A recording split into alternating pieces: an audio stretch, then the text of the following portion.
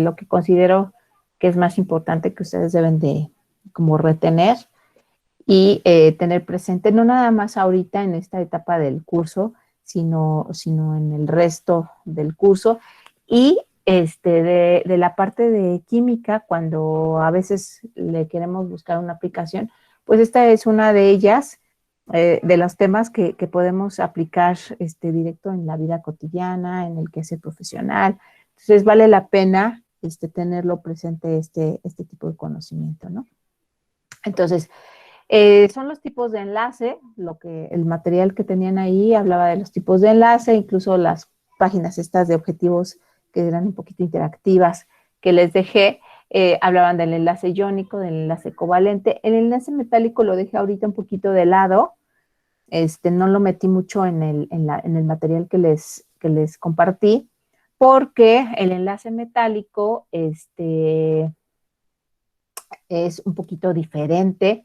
De hecho, los tres, por eso los distinguimos, ¿no? Son diferentes, pero sus propiedades son diferentes, sus características son diferentes. Entonces, y se presta menos a confusión. A veces en donde ustedes pueden confundirse un poco más es entre enlace iónico y enlace covalente. Entonces, por eso puse ahorita más énfasis en estos dos tipos de enlace. El enlace, tanto iónico como covalente como metálico, pues su justificación es en la estabilidad, ¿no? ¿Qué es lo que queremos con un enlace químico? Pues conseguir la estabilidad. Entonces, las características, ya no vamos a hablar de la parte interna del átomo, perdón, quería hacer un paréntesis, ya no vamos a hablar de la parte interna del átomo, de cómo está constituido, de un núcleo, de los electrones, de los orbitales, sino en este punto del curso ahora ya brincamos qué pasa con la interacción entre átomos iguales, átomos diferentes, por qué se unen, porque en ocasiones podemos encontrar a sustancias que pueden estar puras, digamos como elemento, o a otras sustancias que podemos encontrar en la naturaleza ya como con uniones de este tipo, ¿no? De uniones químicas, donde hay una pequeña transformación en su interior. Ajá. Entonces, bueno, 3 puntos importantes, bueno, más bien 2 puntos importantes para recordar entre los enlaces químicos es quiénes van a constituir cada uno de estos enlaces, cómo los vamos a clasificar o en qué nos vamos a basar para clasificarlos, pues cómo están constituidos, ¿no? Entonces, el enlace iónico es la unión entre un metal y un no metal. Bueno, ¿y cómo sabemos cuáles son los metales y los no metales? Por eso les puse esta tablita. Ajá. Tanto la familia 1, 2 y toda la parte media de la tabla periódica y la de abajo son metales. Ajá. Digamos que los más representativos de estos metales se van a encontrar en la parte superior de la tabla periódica. Ajá. Su carácter metálico es más fuerte entre más arriba de la tabla periódica se encuentran al principio de cada una de las familias. Acuérdense que las columnas las conocemos como familias y los renglones los vamos a conocer como periodos. Y cada periodo corresponde a un nivel de energía, o sea, su último electrón de todos los elementos que tenemos aquí coinciden en terminar en el mismo nivel de energía y por eso digamos que tienen características similares, ¿no? Ahora, en los videos que van a preparar sus compañeros para distinguir las propiedades periódicas, nos va a quedar un poquito más claro cómo van cambiando estas propiedades a lo largo de un periodo o a lo largo de una familia. De eso tratan los videos, de ver las propiedades de los elementos, cómo están organizadas en la tabla periódica y si se pueden ver ciertas tendencias. Ajá, bueno, entonces los metales son todos estos, predominan su existencia en la naturaleza y en la tabla periódica. Ajá, y después aquí en verde tenemos a los no metales. Entonces, cuando ustedes vean combinados a estos verdes no metales con estos color caqui, significa que estamos hablando de un compuesto iónico. Es más fácil todavía, fíjense, si veo algún metal en la fórmula química, eh, posiblemente estamos hablando de un compuesto iónico. Si son puros metales combinados, entonces estamos hablando de un enlace metálico, ajá, que es más fácil de distinguirlo, pero los enlaces covalentes se van a distinguir por ser mezcla, no mezcla, sino uniones o interacción entre puros compuestos no metálicos, que son los verdes que tenemos aquí. Y finalmente, bueno, aquí en la tabla periódica, en la última familia, en la 8A, tenemos a los gases nobles. Estos gases nobles son muy estables en su configuración electrónica, son los que alcanzan llenar todos los niveles, están totalmente saturados, todos apareados, y precisamente debido a esta estabilidad, su reactividad es muy baja. No necesitan interactuar con otro tipo de átomos para lograr una estabilidad. ¿Por qué existen las moléculas? ¿Por qué existen los compuestos químicos? ¿Por qué existen estas uniones entre diferentes tipos de átomos? Precisamente porque todos lo que necesitan es alcanzar una estabilidad. ¿Estabilidad en qué? Pues principalmente en energía. Donde haya el menor gasto energético, ahí es donde se va a quedar la materia. Ajá.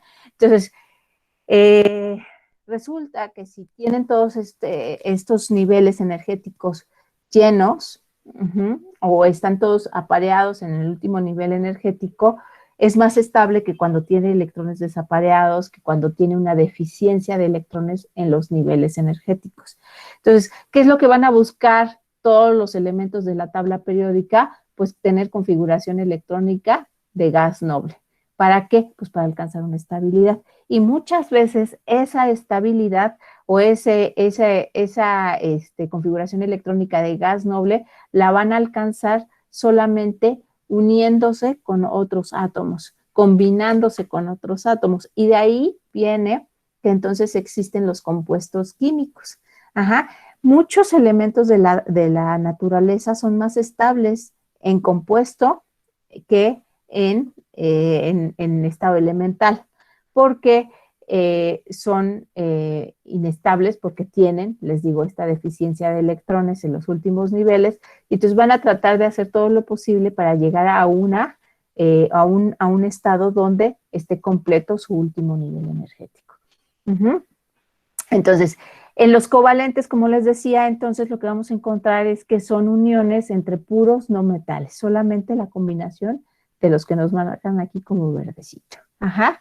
Y el metálico, pues solamente es la unión entre átomos metálicos. El metálico ahorita, les digo, lo vamos a dejar un poquito aparte porque como que resulta un poco más sencillo de distinguirlo que el iónico o el covalente. Se han hecho muchísimos esfuerzos y de hecho dentro del material que les compartí estaban los triángulos que se han construido para poder clasificar a la materia según el tipo de enlace que presenta esta. Pero es muy complicado hacer esto, muchachos, porque la materia no es cuadrada, no, la naturaleza no va a obedecer reglas que el ser humano inventa, más bien el ser humano trata de buscar modelos para poder representar la naturaleza. Entonces, estos modelos que el ser humano ha tratado de desarrollar, inventar, hacer, a veces tienen sus excepciones. Entonces, más o menos los triángulos que ustedes tuvieron que haber visto eran como esto, ¿no? Donde básicamente lo que ocupan es una diferencia de electronegatividad. La electronegatividad es una propiedad de los elementos, pero no los elementos cualquiera. Ajá. O sea, un elemento por sí solo no va a presentar electronegatividad o no tiene mucho sentido hablar de la electronegatividad de un elemento solo. La electronegatividad tiene importancia cuando se une con otro átomo, no importa si es otro átomo de su misma especie o de especie diferente. Ajá. Cuando ya hay esta combinación, cuando hay estas uniones, entonces sí tiene sentido la electronegatividad, porque la electronegatividad nos está hablando de que es una atracción de esos electrones que se están compartiendo o que existen entre las especies que se están combinando.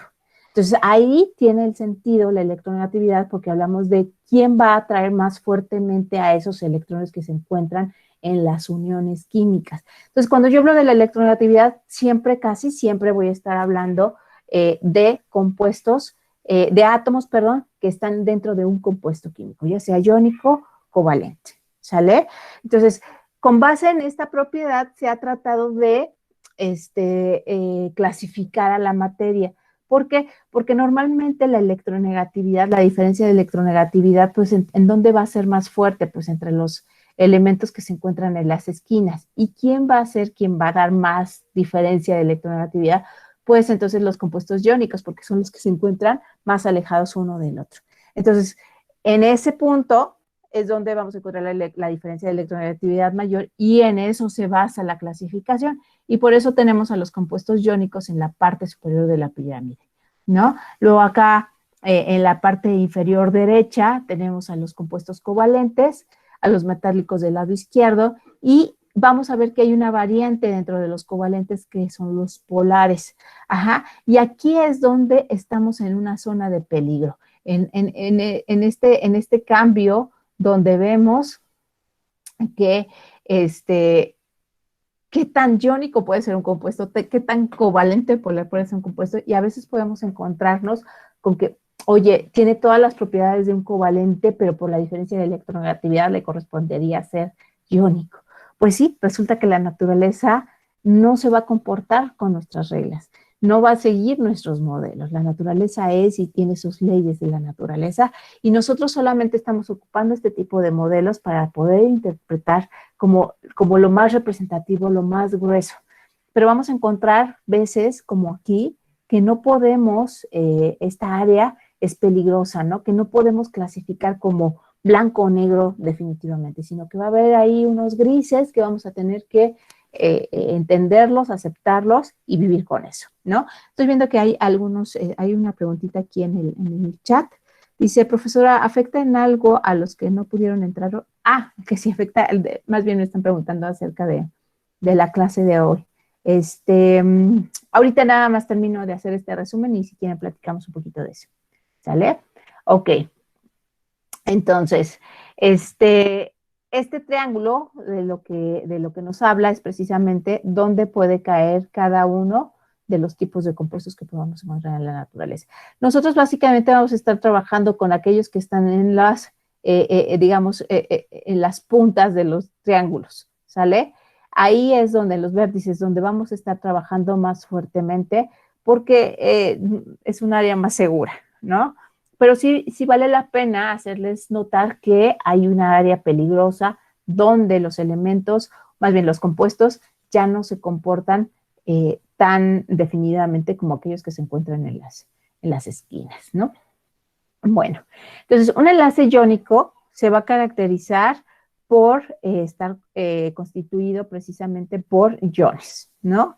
Y estos iones pues van a tener ciertas propiedades que también vamos a ver porque hay un cambio en el radio de los elementos en los videos que están preparando sus compañeros, pero lo importante es que tenemos que notar que estos compuestos, los compuestos iónicos, dado que son finalmente especies químicas con carga, van a tener que aprender a vivir con estas cargas asociadas.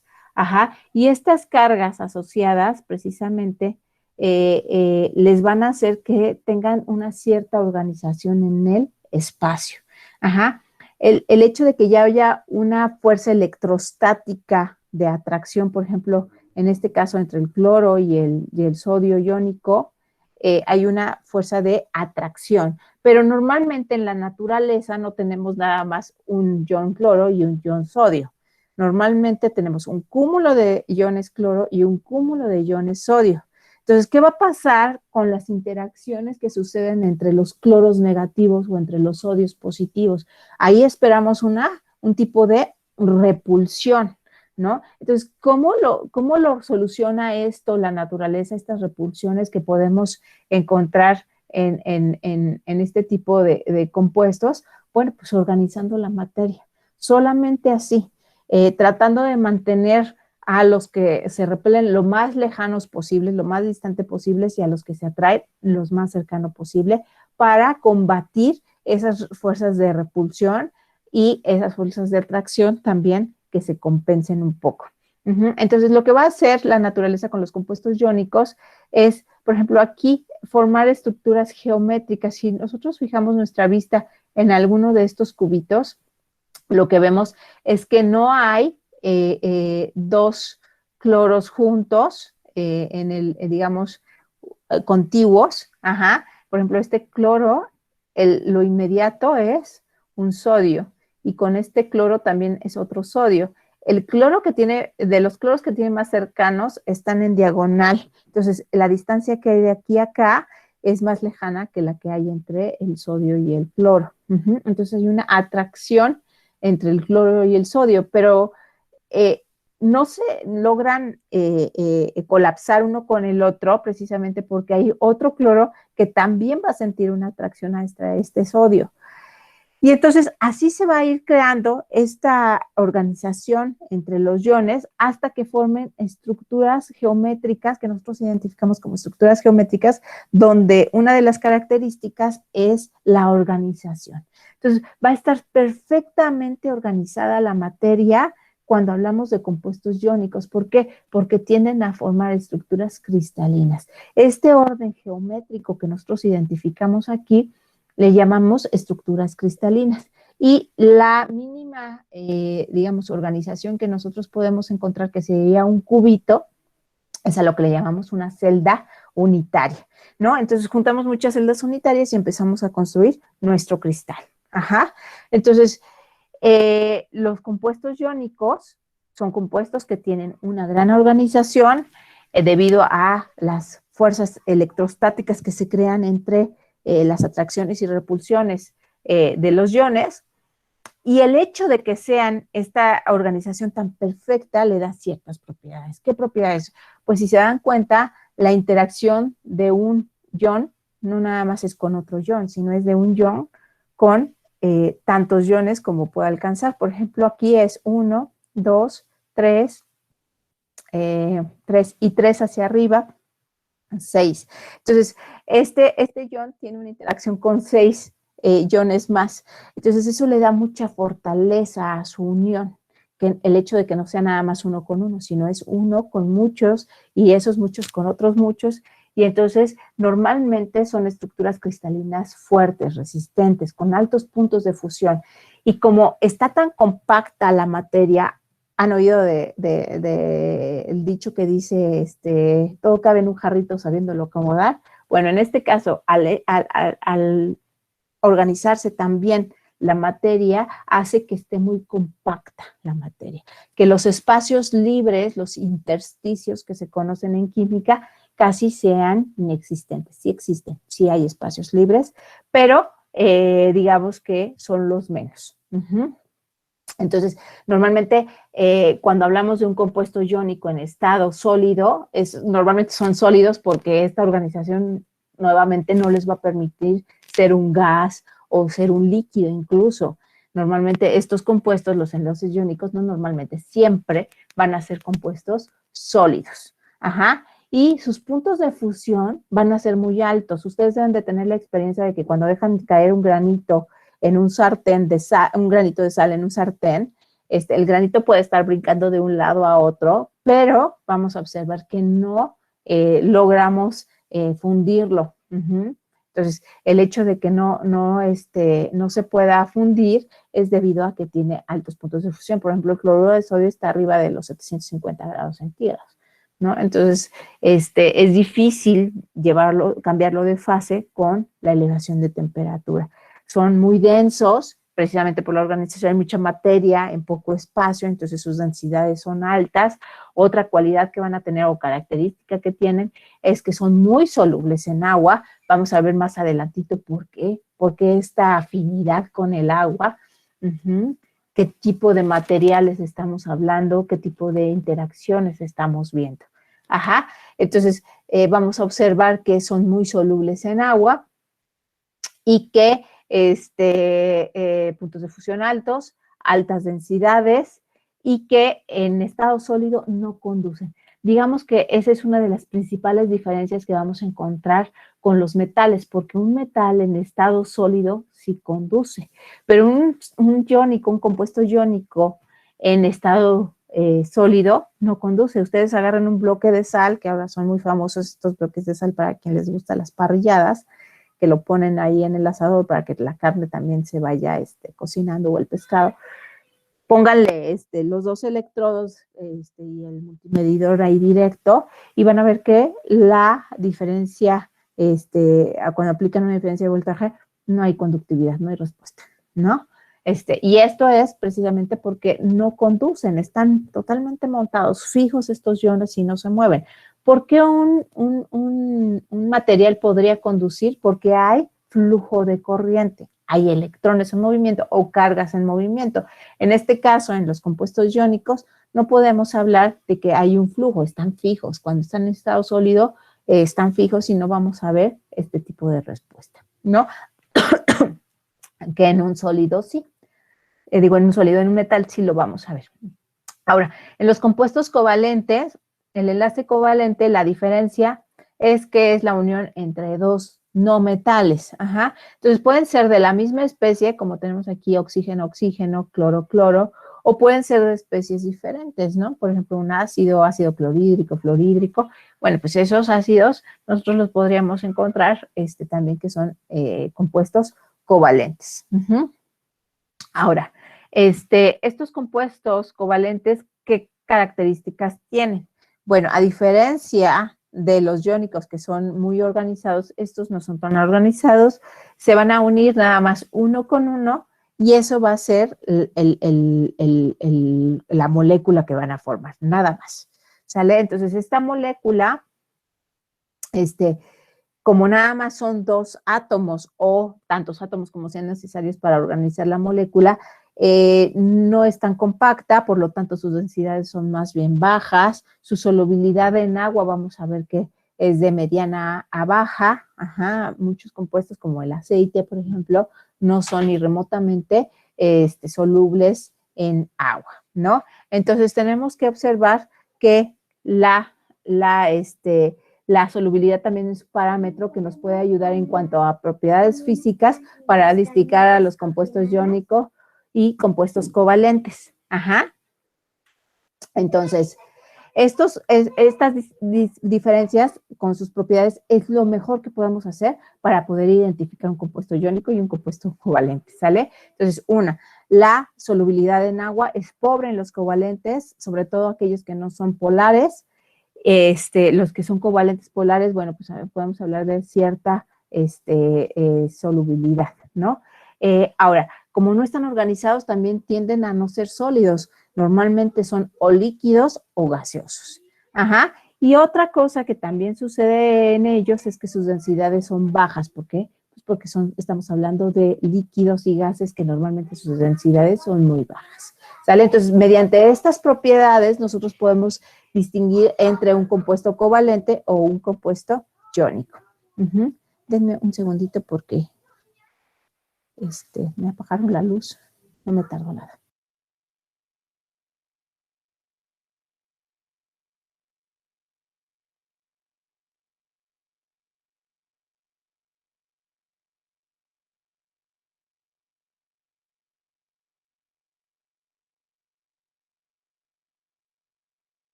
Listo, chicos. Entonces, estas propiedades que tiene cada uno de estos tipos de compuesto son las que vamos a utilizar como para distinguir a los compuestos iónicos y a los compuestos covalentes. Ajá, en tanto como se constituye la organización de la materia, como sus propiedades ya físicas que conocemos. Ajá. ¿Podemos usar la diferencia de electronegatividad como un parámetro para distinguirlo? Sí, siempre y cuando hablemos de este tipo de compuestos muy representativos que se encuentran en las orillas, ¿no? Que pueden distinguirse muy bien. Si nos vamos nada más como único parámetro la diferencia de electronegatividad, corremos riesgo de equivocarnos. ¿Sale? Ok. ¿Alguna duda, chicos, de esto o del material que revisaron?